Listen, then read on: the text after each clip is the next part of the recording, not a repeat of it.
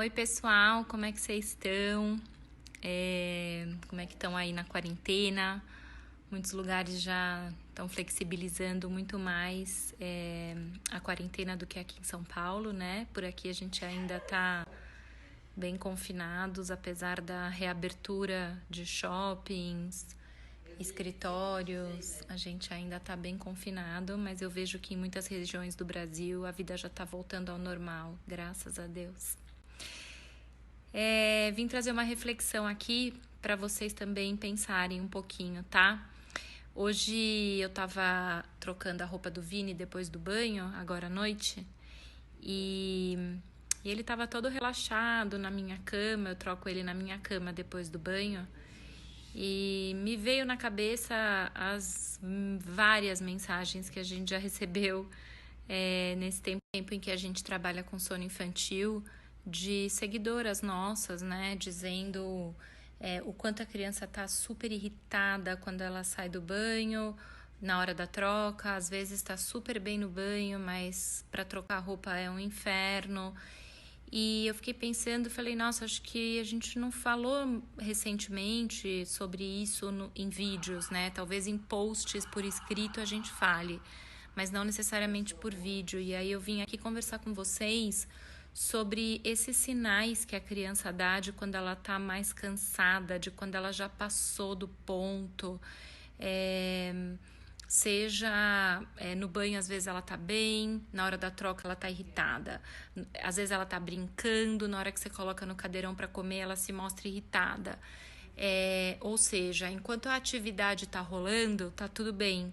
Na hora que você tira a criança dessa atividade para fazer uma coisa mais da rotina dela, aí você percebe o cansaço, aí você percebe a irritação, né?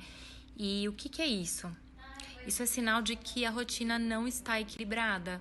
Isso é sinal de que ela está sempre chegando no limite dela. Isso é sinal de que você não está respeitando o ritmo, o quanto ela aguenta e você está extrapolando esse ritmo, né? Isso é uma coisa que a gente fala muito no curso para vocês, pessoal, e vocês geralmente menosprezam todos os detalhes que a gente fala sobre isso no curso, por isso que muitas vezes quando vocês vêm falar pra gente dessa dificuldade, por exemplo, com as sonecas, da criança parar de brigar contra o sono, a gente fala, assiste uma segunda vez o curso. São detalhes que vocês não pegam de primeira, né? Agora, quais que são os sinais, né, de que a criança está muito cansada, de que você está trabalhando ali no limite dela?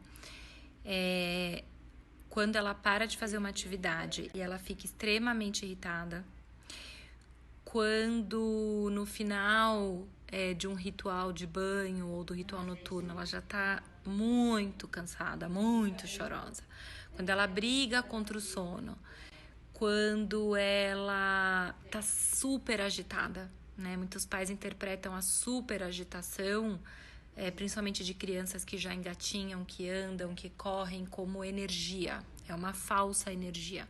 Essa super agitação, geralmente, se é uma criança que ainda não dorme bem, ou nas sonecas ou à noite, é cansaço excessivo, tá?